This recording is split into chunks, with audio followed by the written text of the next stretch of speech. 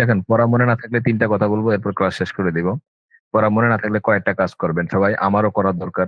শুধু পড়া মনে থাকার ক্ষেত্রে না, ব্রেন বাড়ার ক্ষেত্রে এগুলো কাজে লাগে। 1 নম্বর কাজ হচ্ছে, সর্বপ্রথম কাজ হচ্ছে যেটা গুরুত্বপূর্ণ, গুনাহ ছেড়ে দিতে হবে। যে যত বেশি গুনাহ ছাড়তে পারবে সে তত বেশি পড়া মনে রাখতে পারবে। যে যত বেশি গুনাহ ছাড়তে পারবে সে তত বেশি পড়া মনে রাখতে পারবে। এটা হচ্ছে প্রথম শর্ত। 2 নম্বর শর্ত হলো, যেই পড়াটা আমি পড়বো এটা শুধু একভাবে পড়বো না, এটা নিয়ে প্র্যাকটিস করব, এটা নিয়ে নিজে নিজে চেষ্টা করব, হাঁটতে চলতে ফিকির করব, গবেষণা করব। আমরা তো একবার পড়ি আর 10 বছর পরে ধরি, 10 দিন পরে ধরি, এটার নাম পড়া না। পড়বো, প্রতিনিয়ত পড়বো, ফিট খাওয়াবো, চেষ্টা করব, এইভাবে চর্চা চালিয়ে গেলে পড়া মুখস্থ থাকবে দীর্ঘদিন। তারপরে 3 নম্বর হলো, আপনি বেশি বেশি আল্লাহর কাছে দোয়া করবেন, আমার ব্রেন বাড়িয়ে দিন, রব্বি জিদনি ইলমা, এই জাতীয় দোয়া, অথবা আমার অন্যান্য দোয়া করতে পারি। 4 নম্বর হলো, ব্রেন বৃদ্ধি পায় এ জাতীয় খাবার খেতে হবে। সেটা মধু হতে পারে, সেটা আপনার পুষ্টিকর খাবার হতে পারে। যারা ডাক্তারের সাথে পরামর্শ করে নিতে পারেন যে আমি কোন খাবারটা খেলে আমার মেধাশক্তি বিকাশ হবে। তারপরে আমার গুণা তো বলছি আগে ছেড়ে দিতে হবে। তো এটাও করতে হবে। পাশাপাশি এই কি বলে আপনার 5ম নাম্বার যেটা, সেটা হলো যে আপনার যেই বিষয়টা আপনি মূলত শিখছেন, এটা একটা পার্টনারের সাথে শেয়ার করবেন। জ্ঞান হচ্ছে শেয়ার করার নাম। যে যত বেশি শেয়ার করবে তার তত বেশি মনে থাকবে। আপনি একটু শিখে এটা মানুষের কাছে প্রকাশ করেন, প্রচার করেন।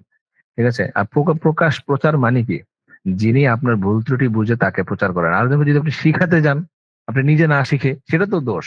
কিন্তু কথা হচ্ছে আপনি একজন বিগিনার, একজন লার্নার, এই দৃষ্টিকোণ থেকে যদি একজনের সাথে শেয়ার করেন, ভাই আমি এটা শিখেছি, আপনি একটু শুনুন, এটা জেনেছি, এটা একটু শুনুন। আপনি জেনে থাকলে আমাকে একটু বলুন। তো এটা করবেন।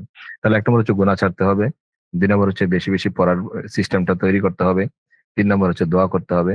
4 নম্বর হচ্ছে ব্রেন বৃদ্ধি পায় এই পুষ্টিকর খাবার খেতে হবে।